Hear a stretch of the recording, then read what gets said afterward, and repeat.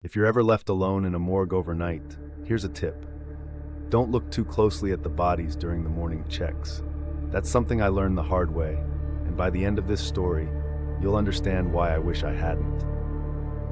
I've worked the graveyard shift at our small-town hospital morgue for 3 years, and until last week, the dead stayed where they were put.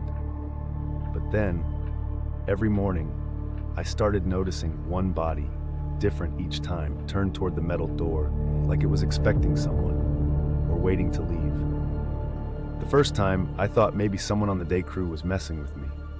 But it kept happening. Each day, a different corpse rotated just enough that their cold, clouded eyes faced the exit. I tried documenting it, snapping photos, even leaving little bits of tape on the gurneys to see if anything moved. The tape never budged, but the bodies did. I started dreading the sunrise check, feeling watched even as the room filled with that thick, chilled air. Today I walked in and stopped dead.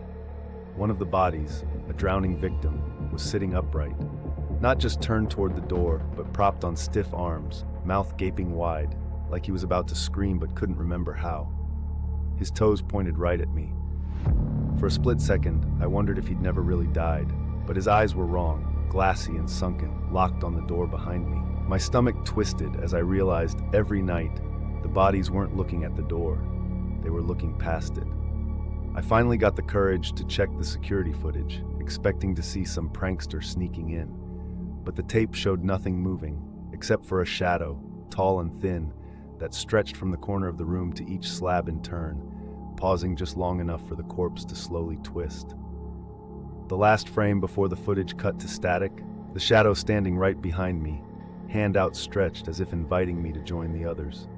I haven't slept since.